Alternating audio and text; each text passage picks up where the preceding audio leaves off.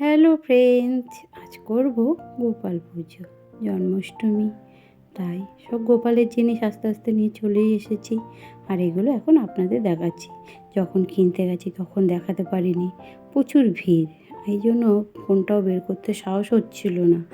তবে এই দেখো, এগুলো আমি আমার গবেষণার জন্য নিয়ে এসেছি।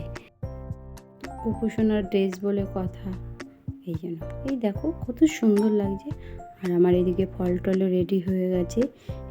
আর এদিকে আমার ঠাকুরের বাসনপত্র সব গুছিয়ে নিয়েছি এক জায়গা, সব রেডি করে নিয়েছি।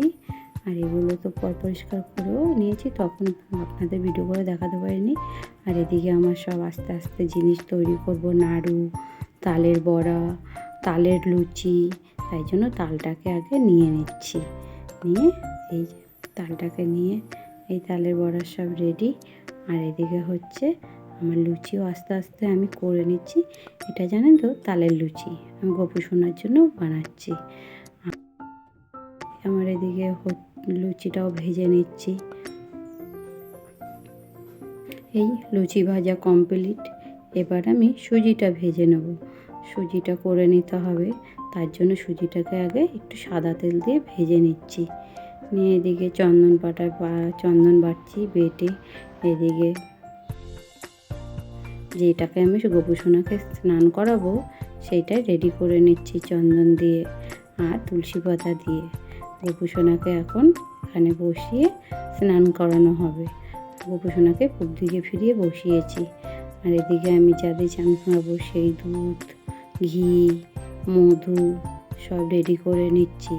আর এদিকে অগ্রুও আছে, একটু টক দই দিয়ে দিলাম গোপুসোনার গায়ে। তারপরে টক দই দিয়ে একটু ভালো করে আমার মেয়ে টুসু পরিষ্কার করে দিচ্ছে গোপুসোনাকে। ও দিচ্ছে, ও গোপুসোনাকে স্নান করবে এই অগ্রু দিয়ে, এখন ওকে পরিষ্কার করা হচ্ছে।